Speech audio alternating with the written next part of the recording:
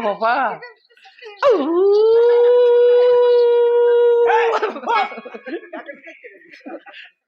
ఏంది కుక్క కాదు నేనే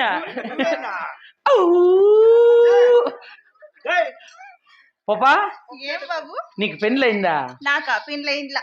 పెళ్ళయిండ్లా అయితే నాతో పదమురా వాటికి సెలయేళ్ళు పారుతుంటే ఓ పిల్ల ఎరగొల్లుగుతుంటే